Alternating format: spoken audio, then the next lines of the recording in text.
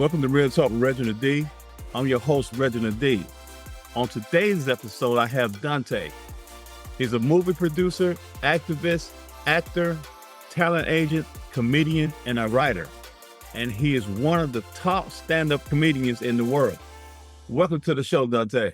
Oh, thanks, man. I appreciate it. Thanks for having me on here. Yeah, man. Thank you for taking time out of your busy schedule to hang out with me for a minute. So do people call you Reginald or Reggie, or what do you prefer? Most people call me Reggie. All right. It don't really matter, man. You know. I figured. Yeah. I'm sure everybody's got a million nicknames. You know what I mean? Oh, yeah.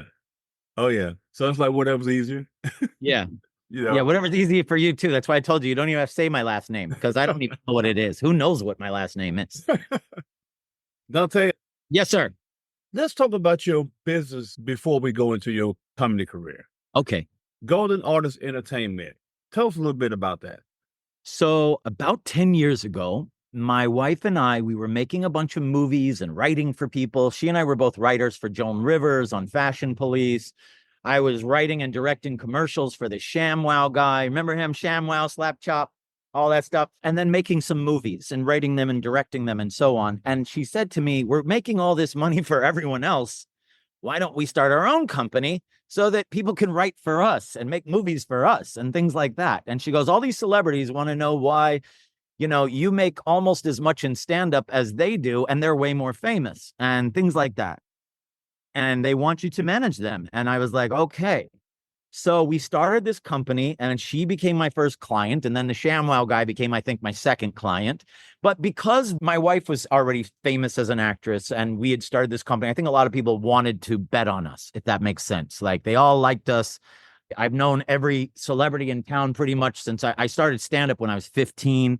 And like Richard Pryor and Sam Kinison and Andrew Dice Clay and all these different guys were like my mentors, you know? And so everyone knew me. And so when we started the business, it took off. So now our company is great, man. My wife's inside right now. She's monitoring a pilot for Perez Hilton that she got him, and she's working on that. But yeah, we've got great clients. We've got a documentary coming out this year. We've got 2 stand-up specials coming out. What else? Bunch of clients that we got on some reality shows like Traders and some other ones. And then I don't know, we're just busy, you know. My wife's always getting someone a pilot or something big like that. So we're just waiting till these all hit. I mean, they're all in production right now. But yeah, it's a really fun company. I love running it with my wife. You know, we get rid of people if they're terrible. And I don't mean bad actors. I mean, if you're a bad person, I'm not into it. I'm not going to allow that. You know what I mean? Go be bad with someone else, not me. You know, I'm not here to, I've always been the nice guy in comedy and acting and stuff. So I've always I'm like an Adam Sandler. I want to surround myself with nice people who are nice to work with. And if you're not, beat it. Yeah, exactly. Because it will mess your culture up. Yeah, man. And I'm not that guy who's here to protect you, you know, doing this or doing that, or you cheated on your wife or all. I don't need it. If you could go do it, I don't care. But don't bring me into that. You know what I mean? Like, I don't need to be the one. Oh, yeah, he was on a movie. Don't ask me to lie for you. I'm not going to do that. That's your problem, not mine. Absolutely. Absolutely. So, Dante, who are some of the people you manage? You know, we've got so many different ones. I could just name celebrities, but it's not just celebrities that we have. And we don't just manage people. I'm also the booking agent for a lot of people that I don't necessarily manage. You know, we have a lot of celebrities that we get sponsorship deals or autograph signings or convention work or book deals or Broadway or whatever outside of the norm of their agent and manager. And then the people I do manage, of course, like I'm in charge of their entire career. But yeah, some of the fun people that we either have or have had or that we manage or have booked. I don't know if you're a reality person or not, but we've got a lot of the top ones, you know. Cerie Fields from Survivor. She's like one of the top people on Survivor. We've got Richard Hatch, Rachel Riley. We've got Aza Awasam. She's great. Just tons of people. Silky Nutmeg Ganache from the Drag Race show. Perez Hilton. Just on and on and on. Check out Golden Artist Entertainment sometime. You'd be shocked, especially by the comedians. People are always like, "Oh my gosh, you have Jimmy Walker. You've got this guy." You know, like, it's pretty crazy. Yeah, and I was going to say that. I checked it out and I saw Jimmy Walker on there and I saw Cedric the Entertainer. I saw Kid from Kid and Play. I love Kid from Kid and Play. Come on. Yeah, Who so doesn't? yeah, so the crazy part about it, I was on the ship with them on the cruise, the Tom Joyner cruise with them a couple of weeks. Oh, nice. So I've known Cedric since his first time on TV on Comic View, because I was already kind of big on Comic View. I don't know if you remember that show. It was on BET in the 90s, but I was on there like every day. And so by the time Cedric came around, we were on like season 3, and he was so nervous. I remember him coming up to me, man, I don't even want to be on the same show as you. I'm nervous to go up on the same show as you and this and that. And I was like, you're going to be fine. And sure enough, he went up there and killed. And then the next year, I think they asked him to host. I was like, you're going to be just fine. But yeah, no, I'm not his manager. I am just one of the people who tries to get him some comedy bookings. But yeah, he's a great dude. I always loved Cedric. Awesome. Always loved Cedric, man. What a nice man, too. I could tell that about him. I really Yeah. Yeah. There's a really good dude, man. Like, there's some really good dudes in this business. And then, every once in a while you meet people, but I don't like hate them for their bad behavior on one day. It's multiple days. You know what I mean? Because one day, we've all had bad days. I don't want someone saying, oh, I saw him on his bad day. That must be how he is all the time. But then there's just some, you're like, oh, this guy. Blah. I know something like that. I know something like that. And it's in every business. It really is every business. And it's like, people are always like, oh, why do actors change and blah? I think power makes anyone change. Think about even just at your job. The person at your job could be your best friend. All of a sudden they become your boss. Now they're the biggest jerk on the planet because power went to their head, because they make $2 more than you. You're like, oh, what is wrong with people? But sure enough, man, I've given power to people and I've watched them change. I was like, okay, I will never give them power again. Exactly. So Dante, now let's get into your comedy career. Can you tell us about your early life and what inspired you to get into comedy? You bet. So this is kind of an interesting story. I told you I started at 15, but I really started at 7. So when I was a little kid, I grew up on a Navy base called China Lake here in California. It's out in the middle of nowhere. It's Mojave Desert, surrounded by Sierra Nevadas, a town where people beat you up just because they wanted to, because their parents probably beat them up. You know what I mean? Like, it's just one of those, couldn't wait to get out.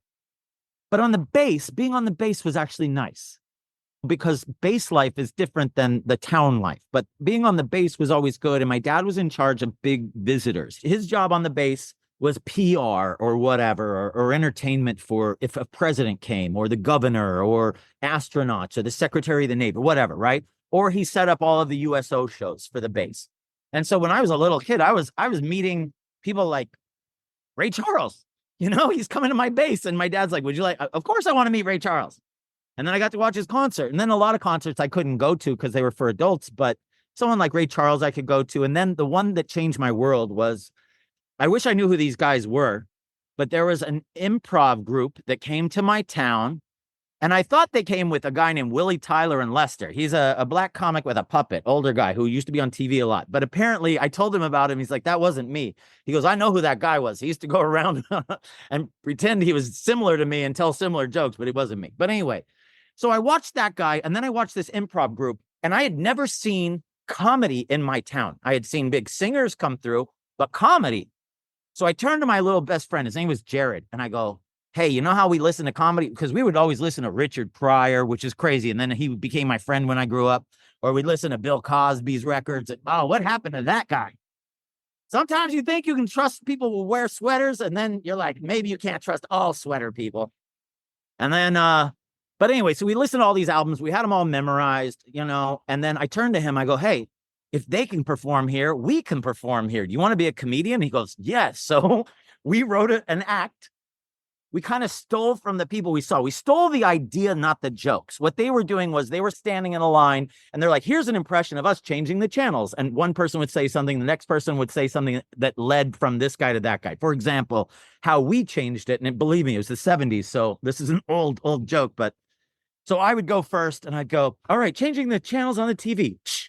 Hi, I'm Farrah Fawcett, and my favorite food is, and then I'd flip around and Jared would go, Alpo dog food, the best dog, and then that was the joke. And we'd go on and we'd do more and more and more. And then we had a couple of jokes. But anyway, we won all the contests that you could at your school.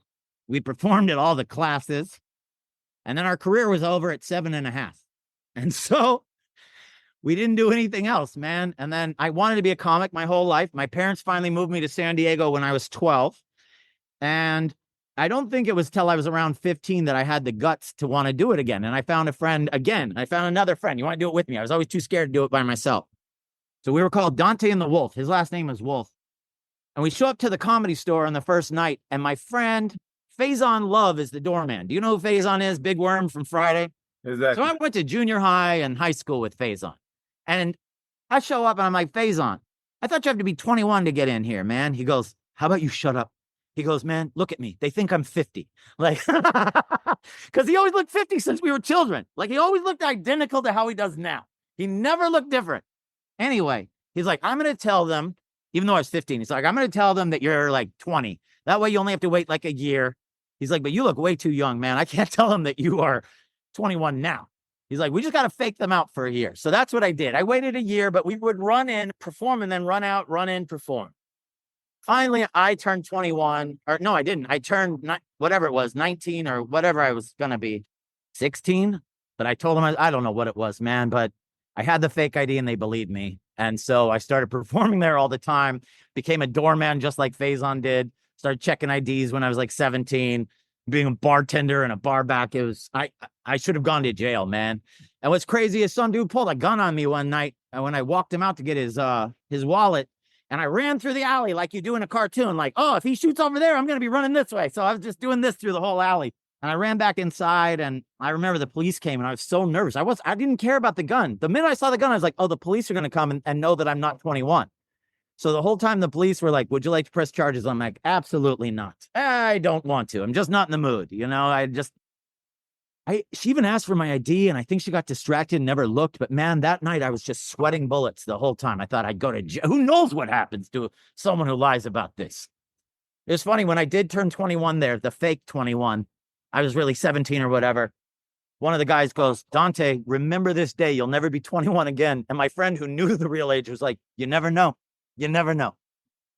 And I'm like, shut up. That's hilarious.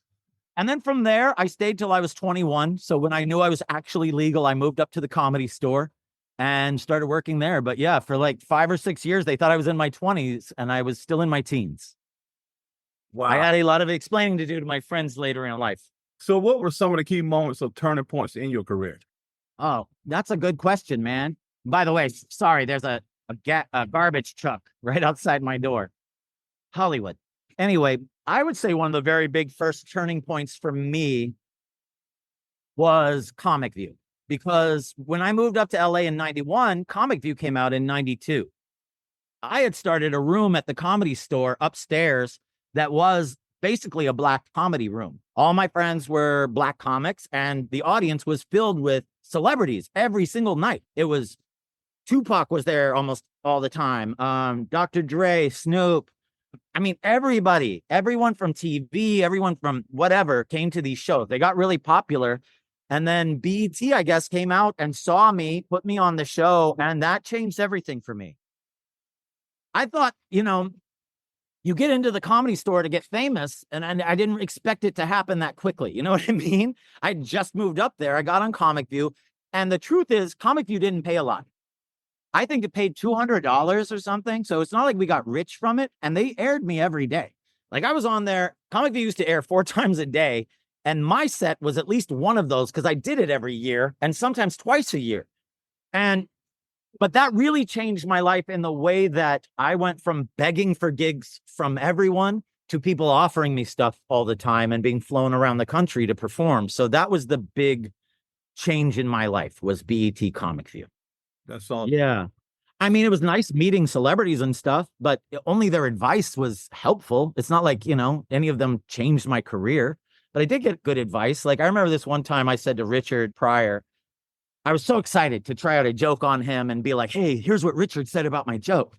So I go up to him like, hey, man, I have this new joke. Can I try it on you? And he was a little sick at the time. He goes, let me ask you, have you done the joke? I say, yeah, I've done it. Do people laugh? Yep. Why are you asking me then? I was like, okay, got it. Never mind. He goes, only the audience matters. Don't ask other comics. I was like, got it. Good advice. Yeah, it was. And Dante, when I think about comedians and being Yeah. in comedy, it seems like it's real competitive and it's tough to be a great comedian. Would you say that, or is it 100%, another way? 100%, 100%. And I don't think most comics know that they're great when they are. You know, people try to tell me I'm great. I don't have the mindset for that because I see too many people better than me. You know what I mean? I might be great to everybody, but then there's still a Chappelle in front of me. There's still a Chris Rock in front. You know what I mean? I just go, okay, I'm just good. Because there is a difference. I can crush on stage for an hour. These guys can crush on stage for 6 hours. 6. Chappelle's done it. I've watched Eddie Griffin do like 6-hour sets. I could never do a 6-hour set. And it wasn't all material, but I couldn't even talk that long and be funny and entertaining without walking everybody or giving up at some point. There's a difference between, I don't know, a Muhammad Ali and whoever's boxing today. You know what I mean? There's just a difference. There's a difference. That's all. There's certain people that are the greats, and we all see it, and they make their way. I remember when Chris Rock and Chappelle weren't even that famous. They weren't. They were barely famous. I think Chris, when I first moved up here, had done a small role in a couple of movies. Like, we all knew him from stuff, you know, but he wasn't super famous at all. He was just a guy who'd been in a couple of movies. But I always knew that he and Chappelle were going to be big. And as a matter of fact, I came in and auditioned for Chappelle every year for something. He would always call me. I always remember being at the mall when he would call. You know, I'd just see like a pager would come in. Call Dave Chappelle. Back in the old days, kids, there was something called pagers. Anyway, so it was, they called Dave Chappelle. So I call him up and he'd always be like, hey, I got another pilot. Come in for it. So if you ever watch his show or anything he ever does, at the very end of the show, it always says Pilot Boy Productions. And the reason for that, Dave Chappelle had more pilots in Hollywood than anyone, and they never went. Only the Dave Chappelle show went, and I was like the only one I never auditioned for, damn it. Wow. How do you think the world of comedy has changed since you started? What are the biggest changes you've noticed? Internet. The internet. People can get famous, and I'm not bitter or mad or upset by saying any of this. I'm all for anything that's good for comedy. I am. There's a lot of people, oh, the internet's ruining things. These influencers, they're selling out clubs and then can't make people laugh. Well, so what? So what? Were you going to sell that out? Because if you weren't, it wasn't your spot that they took.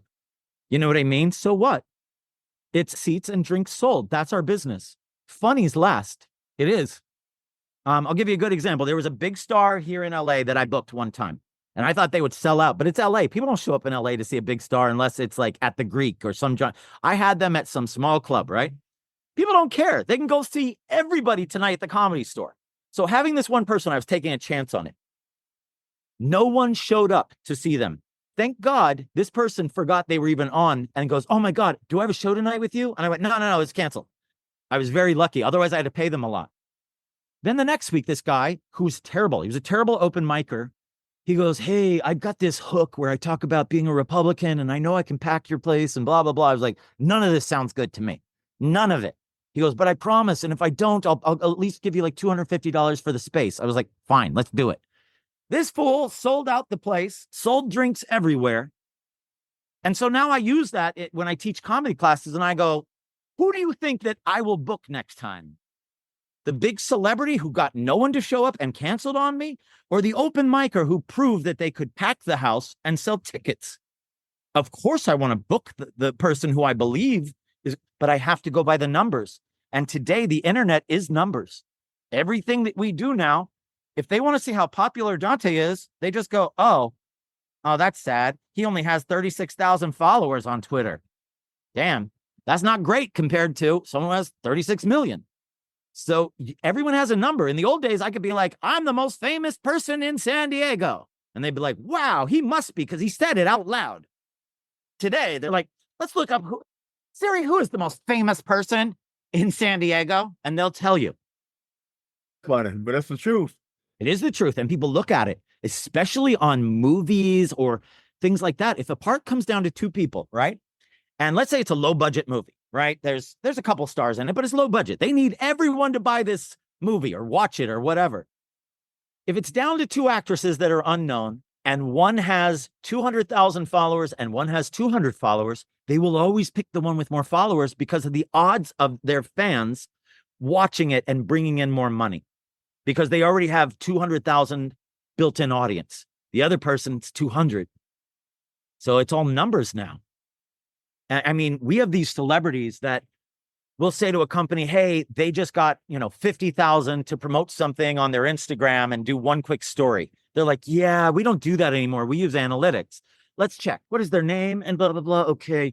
Yeah, we can offer 15,000. Wow. And these are like 20-year-olds who are like, I don't know who they are. I don't know what Academy Award they won or blah, blah, blah. I'm just telling you what we can afford to pay them based on their analytics. That's Hollywood today. Analytics. That's it. So what would you say to somebody who's trying to be a comedian? What are some of the failures that you see the most in becoming a comedian that people run into? Giving yourself too little time. Most people think I'm going to come out to LA and give myself 2 years. Okay. In 2 years, if you say I'm going to take some comedy classes, some acting classes and become a comic and all this, at the 2-year mark as a comedian, you're going to be terrible. You have a price tag on still. No one likes you. You don't know your own voice yet. You don't know how to dress yet. You haven't figured out the best way to tell jokes. So the biggest mistake I see is people limiting themselves of how much time they give themselves to make it. And also, what is making it? Because if making it is you need to be Kevin Hart, then you should get out. Really. Because what are the odds? It's like any other, it's like saying, oh, I want to be the next Michael Jordan. What are the odds? If no one is telling you you're the next Michael Jordan, then you're probably not. If you've never done stand-up and you're like, I'm going to be, how do you know? There's no proof. So I would say find a goal that works for you. I'm going to go out to LA. I'm going to get myself a day job. And at night, I'm going to do stand-up till I'm great and can quit my day job. That's an excellent goal.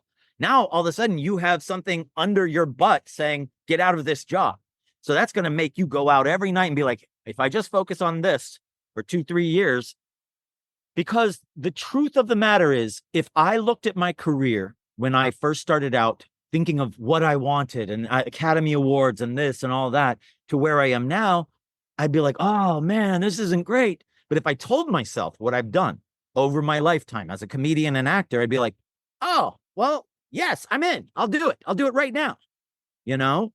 So be realistic with your goals is what I would say to comics. And then one more thing, be realistic with your writing.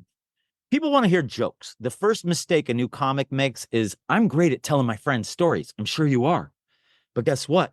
If you watch Richard Pryor, Kevin Hart, Chris Rock tell a long story, you're not watching a long story. You're watching a long story that they have sewn together with about 20 jokes. They took 20 jokes from their act and went, oh, I tell this one about flying to New York. I might as well make that flying to Japan because I have a whole bit on flying, about being in Japan. And then I had a joke about staying in a hotel in Seattle. I'll just move that hotel story to the middle of Japan. So now I'm flying to Japan. I'm in Japan. And now we're at the hotel. Now I met this girl, but I met her really 5 years ago. And it was a bit I used to do. But now I'm saying I met her in Japan. That's how it works. That's actually how it works. So if you go back and you study it, you go, Richard Pryor didn't tell a 15-minute joke. He told 150 jokes in 15 minutes that was put together in a story. So that's how it works. Set up punchline. Just the quickest joke. We all know what jokes are, right? We all know what a setup and punchline is. If not, an example, why do all Italians want to grow mustaches? To look like their mom. It's just a one-liner. You know what I mean? It's quick. It's easy. I'm not saying that one's funny or anything like that, but I'm saying that's an example of a one-liner. And if you can't do one-liners, it's like not being able to dribble a basketball and still saying you're going to be the next Michael Jordan. Because if you can't master a one-line joke, how can you tell a story? Makes no sense. Wow, that's well put. That makes a lot of sense. Good. So what has been one of your most memorable performances or moments on stage? Gosh, I've had so many that I really liked. Sometimes you'd be surprised, man. Things will happen to where you go, I can't believe that was the show that really got me. Because I've been in front of 15,000 people in stadiums telling jokes before. But then you'll be in a small room with like 12 people and it turns into magic. Magic. Like they laugh harder than the 15,000. I have to say, remember that kid I told you when I was 7 who became my comedy partner? His name was Jared McQuarrie. I was performing about 5 years ago in Reno, right before COVID, I believe. And he and his girlfriend surprised me in Reno and came out to see me and my wife. And I hadn't seen him in years. I was so excited, man. And I brought him on stage, and guess what? We didn't remember too many, but we did a couple of those together, and we hadn't done those since we were 7. Then he says, "Can I have the mic?" Sure. He brings his girlfriend up there, gets down on his knees, pulls out a ring, and proposes to her on my stage. And luckily, I was videotaping my set that night, so I have it all on video. But I'd have to say that was probably my most memorable, because what a full circle moment, right? At my comedy show, my first comedy partner at 7 years old is now a 50-year-old man or whatever, getting engaged on my comedy stage. It was great. Oh, yeah, absolutely. Full circle all the way around. By the way, there's a police helicopter now over my house. They hate me. They hate me. But they hate me. Dante, what is one of the achievements you are the most proud of in your career? From my career or just my life? Say your life. Gosh, my daughter. That's my biggest achievement. She is better than me. She's better than me. She is. She's just better than me, man. Like, even when she was little, she was better than me. I remember we were driving at like midnight in a carpool lane on a freeway with no one on it. And I was like, "Oh, do you have to pee or anything?" "Yeah, I can pee." So I start to get out of the carpool lane. "Daddy, you're not supposed to cross double white lines," or whatever it was. "Honey, there's no one on the freeway." "But Daddy, does that make it okay?" I was like, "I'll wait till the next broken lines, dear." But that's how she's been her whole life. She's just a sweet pea, man. She's never done anything wrong. My wife is always like, "You did that. You were such a good dad. You did that," you know? So I'd have to say her more than anything else. And I've had a crazy fun life. When I was a kid, like I was into boxing and I got to spar with Muhammad Ali. Like, who could say that in a lifetime? You know, but I'm not trying to just be a dad, but it's so rare and it's always funny that I'm never mad because she's never trying to hurt anybody. She was just raised by a comic and is too quick for me sometimes. Is that too loud? The police? Because I can ask them to leave. They know me. All right. Anyway, I remember this one. I'll give you an example of what I mean by my daughter being funny. I'm very sensitive. Like, everything I do, I'm like, "Oh man, my daughter's going to love this." So it was my birthday. I was performing in Texas, and this guy goes, "Hey, Dante, I gave you your last tattoo. I'll give you one for free again." I was like, "That's very nice, but I don't really want one." And he goes, "You sure you don't want like your daughter's name or your wife?" I was like, "Actually, you know what? At the time, my daughter liked this song about Peter Pan. I am a lost boy from Neverland, you know." And she's like, at the time, I guess like 17. And I was like, so I called her up on FaceTime. And I said, "Baby, I'm thinking about getting a Peter Pan tattoo. And then you're Wendy. My wife is, mommy is the Tinkerbell, and we have a little dog. I'm gonna get that across my chest." She goes, "Daddy, you should get it across your forehead so that men know you're available." I was like, "Oh." I was like, "Oh, that's my fault for raising her in comedy clubs." That's it. She's a good girl. She's turning 21. And I asked, "Do you want to go drinking?" No. Finally, we figured out she wants to go to the Magic Castle. So that's where I'm going to take her. And it's on my same street. I live in Hollywood. If I walk up my same street, I can take her right there. So it's easy. That's it. It's easy. So not only every comedian, I feel like they have dealt with hecklers at some point. How do you deal with them? You know what? I realized a long time ago that hecklers aren't the way we see them in cartoons and movies. You know, in cartoons and movies, they're always like, "Hey, you're terrible. Here's a tomato." That's not what people do. A heckler usually is someone who's just drunk and a bit loud, who says something during your act that is distracting, but probably meant to help. You know what I mean? Like, I'll tell a joke, let's say about shoes. And they're like, "I have the same shoes." Maybe you didn't hear what they said, but they were trying to say I have the same shoes. And it's like, they weren't heckling me. But I realized at one point, I was like, man, I would always be like, "Can you shut up? Can you quiet?"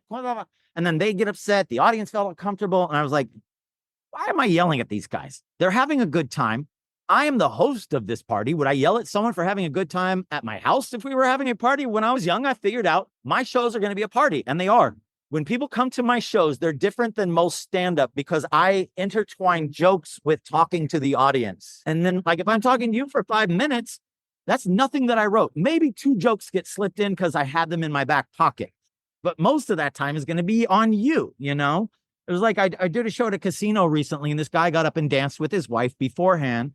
And in the club, right? In the comedy club inside this casino. And I went up on stage. I'm like, man, that is big D energy right there. When you dance in front of everybody before the show, I was like, man, so I did probably 10 minutes on just this guy having a big D. And then I even closed out my set later by ending on his big D. Like, I told another joke and everyone went crazy. So it's like, none of it was planned, but it was a party and he did that. So I reacted to it. And then someone else said something, I reacted to it. So I don't think I have ever, the only real heckler I ever had was some guy was drunk in San Diego and my wife was going up before me. She's a comedian and she was new at the time. And we were at a crazy, crazy college bar where the host usually gets them. He calms them. This was a new host. He went up, he was supposed to do 10 to 20. He went up, did about a minute and went, oh, I'm going to bring up your next comic. So they are screaming loud. She gets up there, starts to tell jokes. A guy walks up, grabs the mic and goes, who thinks she's terrible? We should get rid of her. You know, I walked up on stage, picked the man up. I walked him out with his feet off the ground throughout this bar. I had to walk him from the stage all the way out. I pushed him in the street and I told the bouncer, keep him out. That was the only time. And then I go back to my wife. And as I'm walking in, I hear the host go, okay, let's welcome Dante. Let's throw someone out. So I get up there. It did work out. But when I got off stage, I thought my wife would be happy. She was upset that I had to throw someone out. She was more upset that the whole thing happened. That's what it really was. But that was the only bad time I've ever had a heckler. And I didn't hurt the guy. I wasn't mad at him. I just knew he was drunk. But I was like, not having it. Right. So Dante, looking back on your career, what is the most important lesson you've learned? Wow, that's a really good question. Most important lesson, I guess that it's a business. That's probably the most important lesson I learned about my career. Is that what you mean about the career? Yeah. It's a business. It starts off as fun. I want to go tell jokes. I want to travel the country. I want to see these places. I want ladies to like me. I want guys to want to be my best friend. And I want all this stuff. And then you go, wait, I need money. Oh, I'm tired of finding change in my couch to buy gas.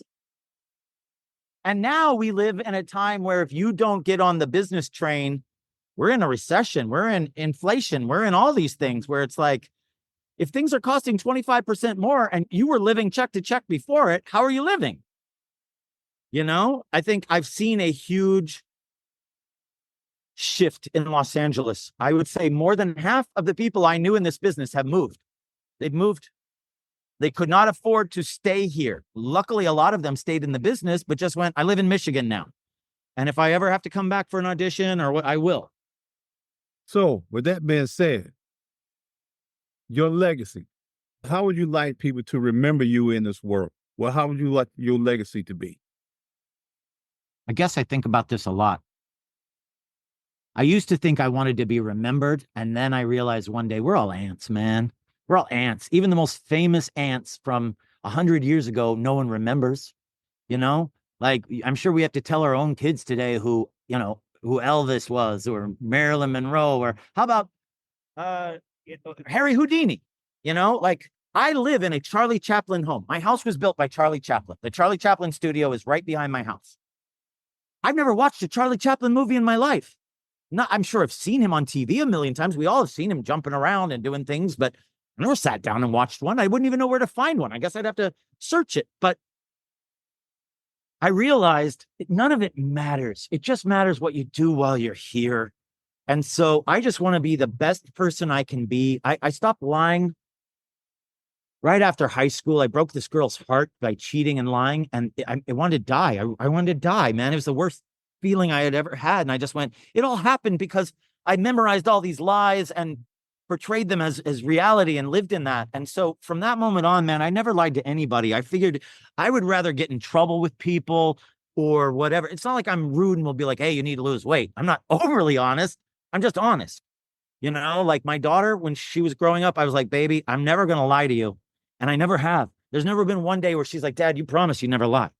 She would be like, what happened there? I was like, oh, all right, I'm going to tell you, but I shouldn't be telling you. Or how about I tell you when you're, there's always, I'll tell you when you're older. And I did, but I never lied to her. I've never lied to my wife. Like if you ask my wife, we've had fights. She's never once called me a liar. It's important to me. I want to be a good person. I want to help people because I like people. So lastly, Dante, let's tell the people how can they reach you or book you, they want you to match their talent or anything like that. Okay, so my company is Golden Artists Entertainment. And it's just the same website, www.goldenartistentertainment. If you want to check out my comedy, I have a YouTube channel. It's Dante the Comic. I'm Dante the Comic on all social media. My website is Comic Dante. But yeah, if you go to Comic Dante on YouTube, there are hundreds and hundreds of hours of my stand-up. There's hundreds of hours of my stand-up comedy classes that I teach. I have these little Dante tips that I make every day. There's 270 of them or something like that. There's a lot. So if people want to get into comedy, there's 270 free pieces of masterclass for you. And then I think that's it. But yeah, on YouTube, you can also watch all those activism videos I told you about, all the police videos, and a whole bunch of other stuff. But yeah, if people want to hire me or any other great comedians for your parties, for a comedy club, for anything, or actors or whatever, or hey, if you have a company, so many companies aren't thinking about this. I have so many actors and influencers that will post a tweet for you for a lot less than you probably think. You're like, oh, that person's got 1 million followers. He's going to charge me $1 million. I bet you I can get him to do it for a couple thousand because it's one tweet. I bet I can. And all of a sudden your business gets hit by a bunch of people at once because a famous person told him to go there. So yeah, Golden Artist Entertainment, hit me up. Hire some comics, hire some actors. Dante, I thank you, man, for stopping by and hanging out with me for a minute. Sorry, I got so deep at the end. I know when it says Comic Dante, you think it'll be funnier, but I got a little deep. I'm sorry. Oh, you got some funny moments in here. I'm telling you. All right, good. Thank God. Thanks, bud. All right, I appreciate it, Dante. Thanks for tuning in to Real Talk with Reginald D. If you enjoyed the show, please share with anyone you feel that needs to take this journey with us on being a better you. See you next time.